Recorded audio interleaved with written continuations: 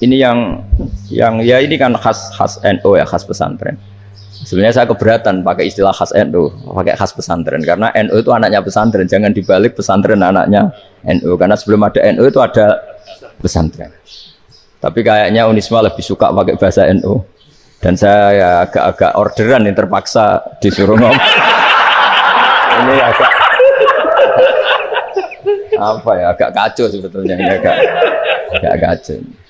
Jadi NU itu sama pesantren itu tua pesantren. Jadi NU dilahirkan pesantren, bukan dibalik pesantren dilahirkan NU. Sehingga barokahnya didirikan pesantren ini, kadang nyuwun sewu sekali berbahasim itu kadang ide besar beliau itu ora dituruti wong NU.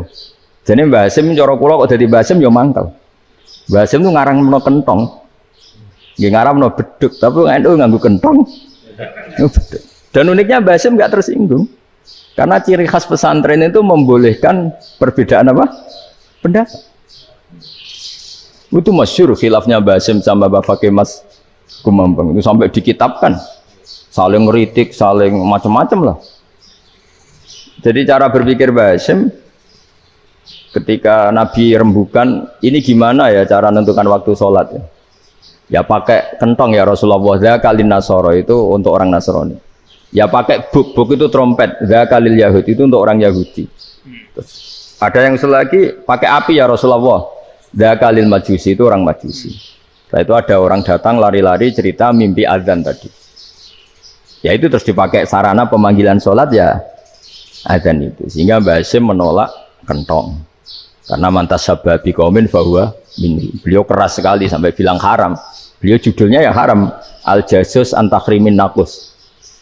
Setelah naskah itu sampai ke Mbah Fakih Mas Kumambang di Gresik situ, di daerah Dukun situ. Dulu nggak ada WA ya, jadi sampainya ya lama. Makanya saya sampai sekarang nggak punya WA karena ya saya ulama kan, kalau WA-an terus ya jadi ulama. Ya jadi ulama main WA-an terus itu. Nah itu termasuk rektor gak kau bermikir itu mesti kebanyakan WA. Karena kan otaknya didikte oleh sesuatu yang masuk. Sesuatu yang dilihat itu kan pasti mendikte kita. Beda kalau yang enggak WA-an kan mikir apa kita yang menentukan. Kalau WA-an kan kita ditentukan. Mau mikir anaknya butuh apa gara-gara WA informasi Jakarta mikir Jakarta. Padahal secara kewajiban ngapain kamu orang Malang mikir Jakarta. Gara-gara WA, mikir Jakarta belum selesai ada berita di Sulawesi, mikir Sulawesi, habis itu mikir NTT. Makanya semua orang sekarang merasa tokoh nasional gara-gara informasi yang masuk itu nasional. Jadi Masio RT yang mikir gimana Gus Indonesia kok. Ada RT sampai lupa kalau dia itu RT. Jadi semua orang sekarang merasa tokoh nasional. Dan itu gara-gara apa coba? Akhirnya semua orang juga punya ide tentang nasional. Harusnya negara begini-gini. Jebule wonge sing duwe ikon iku sapa? RT. Ribet kan? Saya teruskan. Setelah naskah itu sampai ke Kiai Fakih Mas Kumambang. Beliau itu marah besar. Ini harus dilawan dan saya bukan karena benci Mbah Hasim. Beliau teman saya ketika ngaji Kiai Mahfud di Mekah. Jadi Mbah Fakih dan Kiai Hasim itu teman ketika ngaji di Mekah. Terus cara ngelawan tuh lucu. Lucu. Gak ilmiah tapi gak ilmiah wong alim tetap ilmiah. Di mana-mana serupa itu tidak sama. Ya kalau mungkin zaman Nabi di Madinah itu zaman itu kentong itu identik dengan milik Nasrani. Di Indonesia beda. Pos kampling ya kentong, kebakaran ya kentong, wae sarapan orang di LP ya pakai kentong. Jadi tidak ada jaminan kalau kentongan itu identik dengan Nasrani. Lalu haramnya di mana? Yang di mana-mana tasabuh itu identik. Ini tidak identik. Mulai masalah kan? Mulai masalah. Jadi beliau gaya judul Hazruus. Hazruus itu kepala bergeleng-geleng. Sekarangan kok ngene. Jadi sekarangan kok provokatif gitu. Nah, dan itu Mbah Hasim ya hormat Mbah Fakih hormat Mbah Hasim. Saya sendiri secara pribadi itu lebih suka pendapat Mbah Hasim sebetulnya. Karena bagi saya sholat itu sakral, ya sudahlah kalau sakral ya dipanggil dengan sesuatu yang sakral yaitu kalimat thayyibah azan. Tapi saya tidak akan bilang kalau kentongan itu haram. Karena kalau haram alasannya mirip orang Nasrani, sementara pos kamling ya pakai kentong, ada banjir ya kentong, ada kebakaran ya kentong, jadi tidak identik untuk misa atau untuk sholat ala Nasrani. Tapi itu dulu ya rileks saja, dua beliau itu ya saling menghormati, padahal saling kritik. Dan dulu ulama yang beda madhab itu ya saling menghormati. Imam Syafi'i itu kalau sholat di kawasan Masjid Abi Hanifah ya tidak kunut. Ketika ditanya kenapa kamu tidak kunut, sementara engkau berpendapat kunut itu sunat. Ikroman di hadal madhab, saya sangat menghormati madhab. Imam Ahmad bin Hanbal itu berpendapat kalau orang pakai bekam, pakai iftisot atau hijamah itu batal sholatnya. Sementara Imam Syafi'i mengatakan tidak batal apa sholatnya atau wudunya tidak batal. Tapi Imam Ahmad itu ditanya, apa kamu makmum Syafi'i? Bagaimana mungkin saya tidak makmum sama wali kutub seperti Imam Syafi'i? Padahal menurut keyakinan Imam Ahmad ini sholatnya batal. Ini habis iftijam udah wudu. Tapi tetap saja beliau. Karena perbedaan pendapat di furu' itu lazim. Ya orang boleh berdebat lah. Ketika Unisma datangkan saya, itu saking senengnya kiai, apa saking sombongnya sampai ngatur kiai, kan nggak pernah bisa diperdebatkan. Itu kan orang boleh debat kan? Itu saking angkuhnya, apa saking senengnya, kan nggak jelas kan? Kan dan orang boleh setuju pendapat saya, yaitu ngatur kiai itu haram. Setuju juga Pak Rektor, ekspresi mahabbah itu ya macam-macam. Dulu sahabat ya gitu, sahabat itu ada yang nggak kenal wajahnya Nabi sama sekali sampai akhir hayatnya. Ketika ditanya, lo kamu itu sahabat kok nggak tahu wajahnya Nabi? Saya tidak pernah berani memandang Nabi karena ijlalan Nabi, terlalu menghormati saya sehingga tidak berani memandang wajahnya.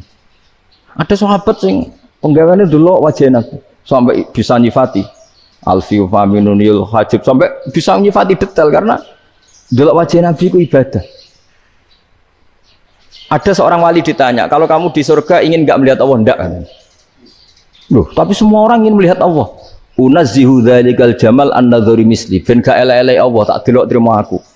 Wong ra jelas. Berarti kok delok pengiran. Banyak. Jadi justru tapi karena saking takzimnya. Enggak lah, mosok aku kok. Makanya saya berkali-kali cerita. Menurut kesepakatan ulama, soft awal itu paling baik. Tapi banyak juga wali yang kalau sholat itu di belakang. Koyok paling bener yang gue ngarep gitu. Lu bayangkan misalnya kamu semangat di soft awal di Masjid Haram, jebule sholatnya salah. Itu dari malaikat gaya nih gue ngarep, jebule raro. Ini di sini wong, jebule bodoh gitu. Gaya nih gue ngarep, jebule. Coba orang kalau sowan Mbah Mun, yang berani di depan itu kan ya ketuanya atau jubirnya kan, yang merasa tidak pati pinter-pinter kan mesti di pojokan. Artinya sudut pandang seperti itu ya sah saja, apa? Sah saja. Makanya banyak sahabat yang jarang sowan Nabi, alasannya takut ganggu Nabi. Banyak yang sering sowan Nabi, alasannya seneng Nabi. Yang sowan ya seneng Nabi, yang nggak sowan alasannya seneng.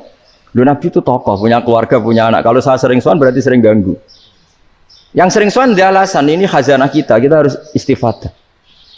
Jadi zaman dulu dia biasa dua sahabat, yang satu milih mahabbah itu milih sering sowan, yang satu juga mahabbah milih tidak sering. Karena pertanyaannya bisa dibalik kan, sering sowan apa sering ganggu coba. Nabi Abedar, assalamualaikum. Nabi nimang cucunya, assalamualaikum. Ayo bener yang sowan apa bener yang enggak kalau seperti itu. Akhirnya terus diatur sedemikian rupa oleh Quran. Walau annahum sabaru hatta takhruja ilaihim lakana khairal lahum. Jadi sahabat kalau mau sowan Nabi ya nunggu di sufah. Kalau Nabi keluar berarti milik publik. Sekali masuk ke dalam tidak ada berapa yang berani sowan. La tadkhulu buyutan Nabi illa ayyudzana lakum. Kalau soal sampai masuk dalam harus nunggu dipanggil. Karena sekali Nabi masuk dalam itu milik privat keluarga, milik istrinya, milik cucunya, milik keluarganya.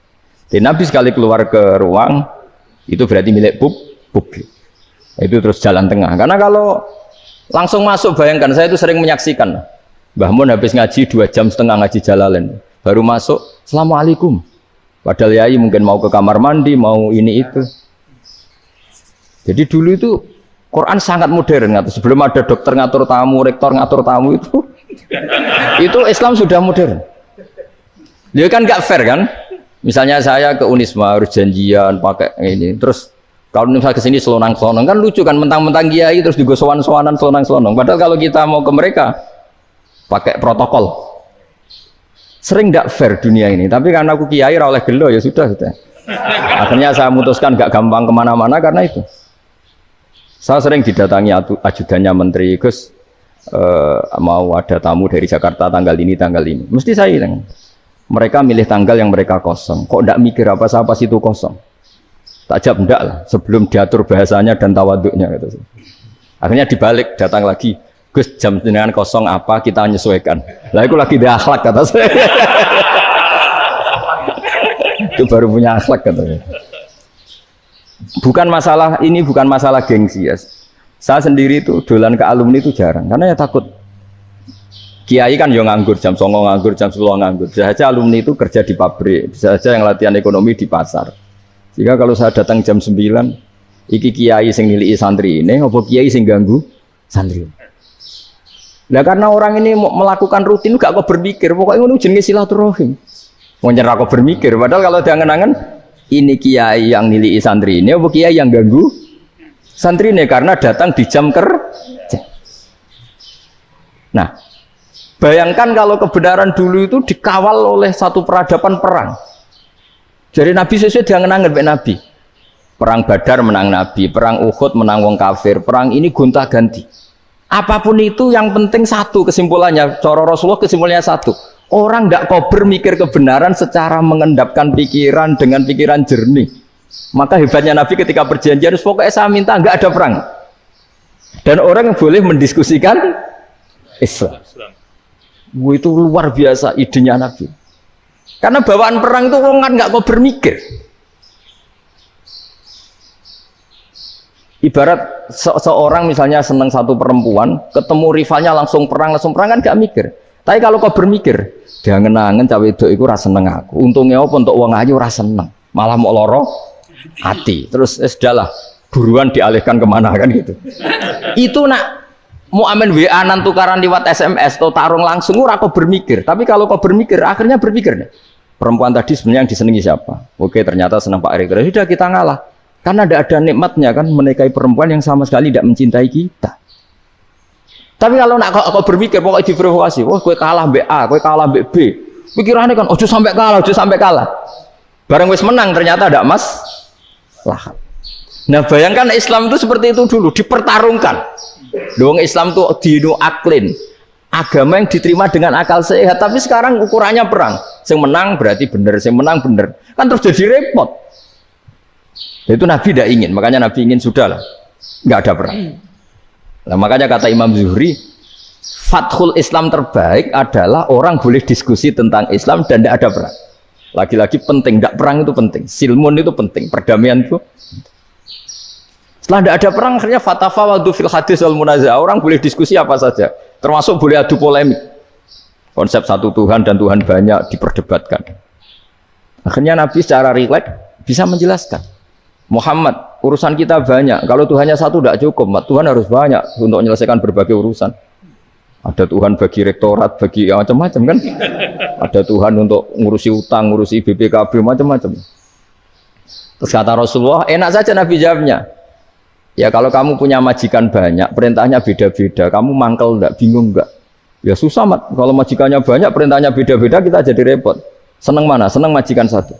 Ya sudah, Tuhanmu itu majikan kamu. Kalau Tuhannya banyak, perintahnya macam-macam, kamu yang repot. Akhirnya ya sudah mat, Tuhannya satu aja. Itu ya barokahnya diskusi tadi, barokahnya enggak perang. Daraballahu mathalan rajulan fihi syuraka'u mutasyakisuna wa rajulan salamal lirajul hal yastawiyani masalah. Terus alhamdulillah. Jadi orang yang paling kafir pun saat itu taslim. Nah ini kembali ke kalimat la ilaha illallah. Saya tidak perlu provokatif, pasti teori saya itu benar. Bukan saya bilang benar itu karena sombong, enggak. Ini sesuai teks. Misalnya begini, benar enggak kelompok takfiri yang suka ngafirkan orang lain? Itu pasti tidak benar. Logikanya gampang. Orang yang kafir 70 tahun saja dengan melafadzkan la ilaha illallah menjadi muslim. Masa dengan kalimat yang sama yang muslim menjadi kafir? Itu logikanya kan nggak ketemu. Orang kafir 70 tahun untuk menjadi muslim disuruh baca apa? La ilaha illallah. Tapi gara-gara baca la ilaha illallah nyekel patok jadi kafir. Pertanyaannya loh, ini kalimat apa? Kalimat untuk mengkafirkan apa kalimat untuk mengislamkan? Karena yang kafir dengan kalimat itu menjadi Islam, ternyata yang Islam dengan kalimat itu menjadi kafir. Itu ketemu nggak? Cara logika itu kan nggak ketemu kan? Makanya cara pikirannya Abul Hasan Asyadzili, dan saya setuju pikiran itu. Istighfar ini boleh orang Jawa Timur protes karena kadang beda manhaj, tapi jangan protes saya, protes Abul Hasan Asyadzili kualat loh sampean. Ketua Torekoh napa? Sadiliyah. Cara madzhab Sadili, dan Anda boleh berbeda madzhab. Mencari khasnya wong kampus itu wani beda. Beda kapasitas lah, pokoknya butuhnya beda. Dan ketok pinter, ketok kritis tuh. Cara madzhab Abul Hasan Asyadzili itu gini Pak Rektor. Jadi istighfar itu baik. Tapi ba'da kamali tauhid, setelah tauhidnya itu benar. Alasan beliau masuk akal. Ketika ada ayat fa'alam annahu la ilaha illallah wastaghfir li dzambik. Bihadil kalimah. Jadi orang boleh istighfar setelah tauhidnya benar. Alasannya Abul Hasan Asyadzili begini. Qul lil ladzina kafaru iyantahu yughfar lahum ma qad salaf. Katakan kepada mereka yang kafir, sekali mereka tidak kafir, maka otomatis dosanya masa lalu diampuni. Pertanyaannya, yang bisa menghentikan kekafiran itu kalimat apa? La ilaha illallah. Dengan hanya melafadzkan la ilaha illallah Muhammadur Rasulullah, langsung yughfar lahum ma qad salaf, langsung dosanya diampuni. Berarti yang menjadi pengampun dosa lah, penyebab pengampunan itu apa? La ilaha illallah. Itu bahkan orang kafir belum istighfar. Di ayat itu kan Allah nggak mensyaratkan setelah la ilaha illallah istighfar baru diampuni, enggak. Asal la ilaha illallah langsung yughfar lahum ma qad salaf. Saya ulang lagi ya, jelas ya. Jadi kulil ladzina kafaru iyantahu yughfar lahum ma qad. Nah, sekarang iyantahu, mereka berhenti dari kafirnya. Syaratnya pakai apa? La ilaha illallah Muhammadur, itu langsung yughfar lahum ma qad. Artinya apa?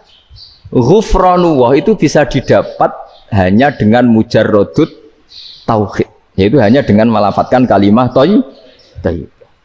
Dan sahnya istighfar juga berdasar kalimah thayyibah itu.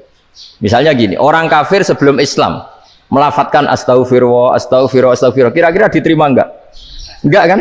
Karena syaratnya istighfar ba'dat tauhid. Nah, makanya dalam madzhab Sadili istighfar itu setelah la ilaha illallah. Karena cara pandang ya seperti itu. Jadi fa'alam annahu la ilaha illallah wastaghfir li dzambi.